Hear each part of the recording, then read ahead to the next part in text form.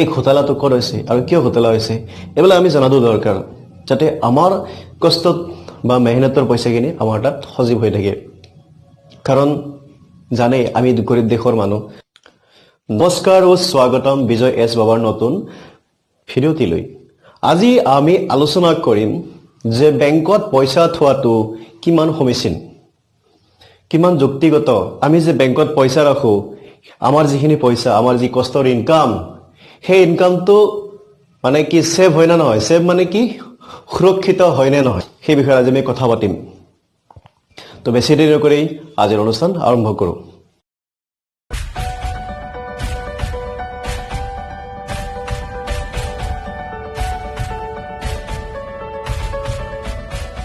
ইতিমধ্যেই আপোনালোকে জানে যে ইয়াছ বেংক দেউলিয়া হল দেউলিয়া মানে বেংক্ৰাপচি ইয়েছ বেংক দেউলিয়া হল হাজাৰ হাজাৰ মানুহে বেংকৰ সন্মুখত লাইন পাতিছে কিছুদিন আগতে ইয়েছ বেংকৰ মেক্সিমাম উইথড্ৰ 50,000 আছিলে এক মাহৰ ভিতৰত মেক্সিমাম উইথড্ৰ 50,000 বাৰু এতিয়া সেই লিমিটটো অলপ ক্ৰছ হ'ল মাজতে বহুত মানুহৰ যেটো ফোন পে একাউণ্ট আছিল ইউপিআই একাউণ্ট পেটিএম একাউণ্ট এইবিলাক কাম কৰা নাছিল সেই কাম নকৰাৰ মূলতে হৈছে ইয়েছ বেংক ক্ৰাইচিছ তো আৰবিআই কিছু অবজাৰভেশ্যনত ৰাখিছিলে গতিকে এয়া বাৰু মই কিয় কৈ আছো বা এই আজি ভিডিঅ'টো বনোৱাৰ মূল উদ্দেশ্য কি আমি যে ইমান কষ্ট কৰি দিনটো খাটি বিভিন্ন মেহনত কৰি নেকি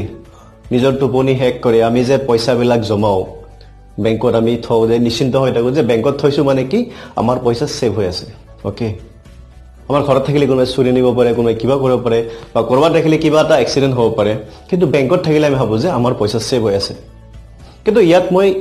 ইয়েছ বেংক যে বৰবাদ হল আগত পিএমচি হৈছিলে সেইটো মেইন কথা নহয় কিন্তু মোৰ মেইন কথাটো হৈছে আমি ইণ্ডিয়াখন যে এতিয়া কেছলেছ ইকনমি হ'বলৈ গৈ আছো মানে কি ডিজিটেল ইণ্ডিয়াৰ কথা কৈছে কেছলেছ যত নেকি টকা পইচাৰ ডাইৰেক্ট লেনদেন নহব মানে যেনেকৈ আজি phone pay Paytm Google pay আমি পেমেন্ট কৰো ঠিক আছে যদি কেছলেছ ইকনমি হ'বলৈ যায় আমি যেতিয়া বেংকত পইচা অলপ জমা দিওঁ ধৰা হল মই বেংকত 10,000 টকা জমা দিলো তো মোৰ বেংকত 10,000 টকা মই দিয়াৰ পিছত বেংকে এটা নাম্বাৰ ইনপুট কৰে মোৰ একাউণ্টৰ এগেইনষ্টত সেই নাম্বাৰটোহে বেংকত মানি হৈ থাকে ঠিক আছে আমি যদি কেছলেছ ইকনমি হ'ব লাগে সেই নাম্বাৰটো তেতিয়া মোৰ তাত মেছেজ আহিল যেতিয়া মই বেংকৰ একাউণ্টটো চেক কৰিম সেই 10,000 নাম্বাৰটোহে থাকে মোৰ তাত পইচা নাথাকে আৰু সেই নাম্বাৰৰ পৰা মই যিমান পইচা বেলেগ ট্ৰানজেকচন কৰিম তাৰ পৰা মাইনাস হৈ গৈ থাকিব যেনেকৈ আমি নেউতাখনত 10,000 ৰ পৰা 200 টকা মাইনাস কৰিলে 9,800 হ'ব আৰু তাৰ পৰা যদি 500 টকা মাইনাস কৰা যায় 9,300 হ'ব ঠিক তেনেকুৱা তাৰমানে কিন্তু কেছলেছ ইকনমি আৰু বেংকৰ বেংক্ৰাপচিৰ লগত কি কানেকশ্যন যদি আমি আমাৰ টকাখিনি সুৰক্ষিত নহয় তো আমি ধৰা হল কেছলেছ ইকনমি হৈ গল মই যি টকা পইচা কামাই আছো পাই আছো সব মোৰ বেংকতে থাকিব মোৰ পকেটত কেতিয়াও নাহিব মোৰ ঘৰত নাহিব সেই সময়তে যদি ইয়েছ বেংকৰ নিচিনা বেংক এটা যদি কয় যে আমি আৰু বেংক চলাব নোৱাৰো আমি বেংক্ৰাপচি ফাইল হৈ যায় তেতিয়া কি হ'ব সেই আপোনাৰ যে 10,000 টকাটো ইয়েছ বেংক যেহেতু দেউলিয়া হল ইয়েছ বেংকৰ তাত টকাই নাই দিবলৈ আপোনাক তো আপোনাৰ সেই 10,000 টকাটো আপুনি ঘূৰাই পাবনে সেইটোহে আচল ডাঙৰ প্ৰশ্ন কিন্তু সেই 10,000 টকাটো যদি আপোনাৰ ঘৰত থাকিলে হয় বা আপুনি যদি বেলেগ কামত ব্যৱহাৰ কৰিলে হয় সেই 10,000 টকা আপোনাৰে হৈ থাকিলে কিন্তু আপুনি এতিয়া সেই 10,000 টকাটো মানে নিজৰ লগত নাৰাখি বা নিজে কামত নখটাই আপুনি বেলেগত জমা দিলে মানে কি হয় মানে তেতিয়া সেইটো বেংকৰ সম্পত্তি আপোনাৰ যদিও বেংকৰ মানে আপুনি এনে হলে ঘৰৰ লগত ৰাখিলে হয় এতিয়া বেংকত থলে মানে আপোনাৰ লগত পাছবুক আছে এটা প্ৰমাণ পত্ৰ আছে বা এটিএম এখন আছে সেইটো মানে বেংকৰ যে আপোনাৰ তাত পইচা আছে আপোনাৰ প্ৰমাণহে আছে কিন্তু যদি বেংকে টকা দিব নোৱাৰে এটো এনেকুৱা হয় উদাহৰণ স্বৰূপে আপুনি আপোনাৰ বন্ধু এজনক 10,000 টকা এটা ধাৰলৈ দিলে বন্ধুজনে ক'লে যে তুমি যেতিয়া বিচাৰা মই তোমাক 10,000 টকাটো ঘূৰাই দিম তাৰ পিছত আপোনাৰ বন্ধুজনে 10,000 টকাটো যে আপোনাৰ পৰা নিছিল সি কিবা কামত খটাই কিন্তু সি লাভ কৰিব নোৱাৰিলে তাৰ গোটেইখিনি পইচা শেষ হৈ গল তেতিয়া আপুনি যদি সেই মানুহজনক খোজে যে মোক 10,000 টকাটো দিয়া সেই মানুহজনে আপোনাক দিব নোৱাৰে আজি দিম কালি দিম এনেকৈ ঘূৰাই থাকে হয় না নহয় ঠিক তেনেকুৱা আপোনাৰ যে পাছবুকত পইচাখিনি আছে আপোনাৰ পাছবুক আৰু বেংকৰ খাতাতহে আছে কিন্তু বেংকে সেই পইচাখিনি ঘূৰাই দিব নোৱাৰে কাৰণ তাৰ ওচৰত এটা নাম্বাৰহে আছে যিটো নেকি ৰিয়েল নহয় এতিয়া ইয়েছ বেংকৰ পৰা আমি কি শিকিব পাৰোঁ বা আমাক য়েছ বেংক কাহিনীটো কেনেকুৱা। য়েছ বেংকত কি হ'ল, DHFL এটা ডাঙৰ কোম্পানী, মানে কি তেওঁলোকে হাউচিং ফাইনেন্স কৰে। তেওঁলোকক মানে ইলিগেল ধৰণেৰে য়েছ বেংকৰ যিজন মানে CEO ৰাণা কাপুৰ, তেওঁ য়েছ বেংকৰ পৰা মানে কি ইলিগেল আৰু আনএথিকেল মানে কি চিষ্টেমৰ দ্বাৰা তেওঁ বেলেগক ঋণ দিছিলে। অকল DHFL নহয়, আৰু এনেকুৱা বহুত কোম্পানী আছে যিবিলাক কোম্পানীৰ কোনো বেকআপ প্লেন নাছিলে। মানে কি কোম্পানীটো যদি দেৱলীয়া হয় তেওঁলোকে কেনেকৈ আকৌ পে'মেণ্ট কৰিব বেংকৰ ডেপটো, তেনেকুৱাকৈ নথকাকৈ মানে কি তেওঁলোকে ইলিগেল ধৰণেৰে বিভিন্ন লোন মানে কোম্পানী প্ৰভাইড কৰিছিলে য়েছ বেংকে। যেতিয়া সেই কোম্পানীবিলাকে যি লোন লৈছিলে সেই লোনটো ঘূৰাই দিব নোৱাৰিলে, তো যিখিনি য়েছ বেংকৰ এছেট আছিলে সেই এছেটখিনি NPA লৈ পৰিৱৰ্তন হ'ল, মানে নন প্ৰফিট এছেট। মানে নন প্ৰফিট এছেট সেই কোম্পানীক দিছে ইমান এমাউণ্ট এটা, কিন্তু সেই কোম্পানী সেই এমাউণ্টটো আকৌ বেংকক ঘূৰাই দিব নোৱাৰে মানে কি যাৰ পৰা কোনো লাভ নাহে, সেয়া হৈছে নন প্ৰফিট। আৰু সেইটো এটা এছেট হয়, মানে কি বেলেগক যে লোন দিয়ে সেই এগ্ৰিমেণ্ট এটা এছেট হয়, কিন্তু সেইটো এছেট হ'লেও যিটোৰ পৰা কোনো মানে কি ঘূৰি নাহে সেইটোক NPA, নন প্ৰফিট এছেট। আৰু এনেকৈ লাহে লাহে লাহে নন প্ৰফিট এছেট 60,000 কৰোৰ এনেকৈ ফিগাৰটো বাঢ়ি গ'ল, 60,000 কৰোৰ পৰা আৰু বেছিলৈ বাঢ়ি গ'ল।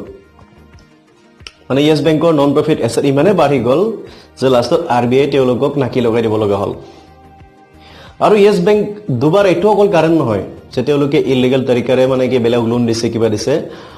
আৰু কি কৰিছিলে, য়েছ বেংকে তাৰমানে নিজৰ গ্ৰথ বনাবলৈ ৰাণা কাপুৰে যিখিনি মানে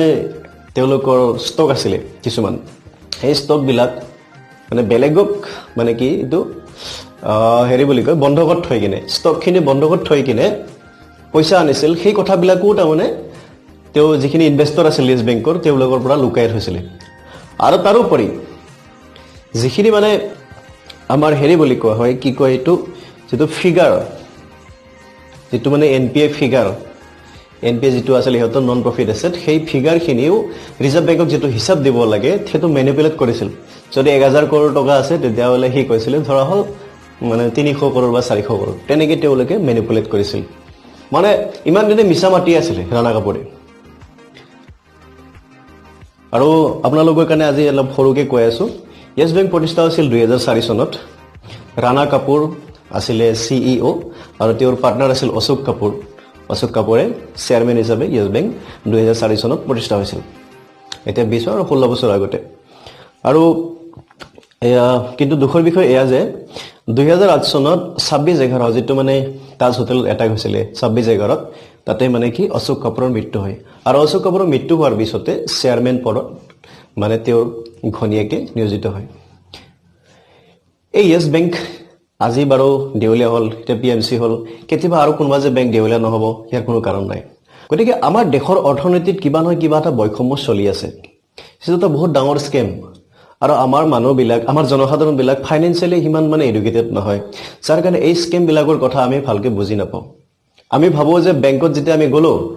বা বেংকত আমি পইচা থলোঁ, আমি নিশ্চিন্ত মনে শুই থাকোঁ, ছেফ, যে আমি বেংকত পইচা থলোঁ, আমি এতিয়া সুৰক্ষিত, মোৰ লাখ লাখ টকা আছে বেংকত, মোৰ সুৰক্ষিত। এনেকুৱা কোনো কথা নহয়। আজি য়েছ বেংকৰ বুলি নহয়, এই কথাটো এইকাৰণে কৈছোঁ, আমাৰ যদিও টকা আমি কাৰোবাক দি থৈছোঁ নে নাই, সেই টকাখিনি আমি কাৰোবাক নহয় কাৰোবাক সেই টকাখিনি দি থৈছোঁ। আমাৰ টকা আমি কাৰোবাক দি থৈছোঁ, যদি যাক দিছোঁ তেওঁ যদি প্ৰফিট কামাব নোৱাৰে আমাক টকা কেনেকৈ ঘূৰাই দিব। ঠিক তেনেকুৱা বেংকো তেনেকুৱা এটা ব্যক্তি বুলি ভাবি লওঁ। তেওঁ লাগিলে যি বেংকে হওক, চৰকাৰী হওক বেচৰকাৰী হওক, ইয়াত কোনো কথা নাই। তো এনেকুৱা ধৰণৰ যদি আমাৰ দেশৰ অৱস্থা চলি থাকে, বেংকে যদি নিজে মৰি যায়, তেওঁলোকৰ কাৰণে যদি কোনো বেকআপ প্লান নাথাকে, তো কেছলেছ ইকনমি সম্ভৱ হ'ব জানো? সেইকাৰণে অকল কাৰোবাৰ মুখৰ কথাত বা কাৰোবাৰ ভাষণত আমি মানে কি ভুল নগৈ কিনে আমি নিজৰ ডিচিশ্যনত আমি নিজৰ যিটো নিজৰ এছেট, সেই এছেটখিনি আমি নিজৰ ছেভ কৰিব জানিব লাগিব। আমি ক'ত কেনেকৈ থ'লে কি কৰিলে কৰিব লাগিব। তো এনেকুৱা ধৰণৰ যদি পৰিস্থিতি হৈ থাকে, তো ডিজিটেল ইণ্ডিয়া বা কেছলেছ ইকনমি ইমান সহজ নহয়। আজি চাইনাক কপি কৰিলে নহ'ব, চাইনা কি কৰি আছে বা আমেৰিকাক কপি কৰিলে বা ইউৰোপে কি কৰিছে আমি সম্পূৰ্ণ এজ ইট ইজ কপি কৰিবলৈ গ'লে নহ'ব আমি কোনো এটা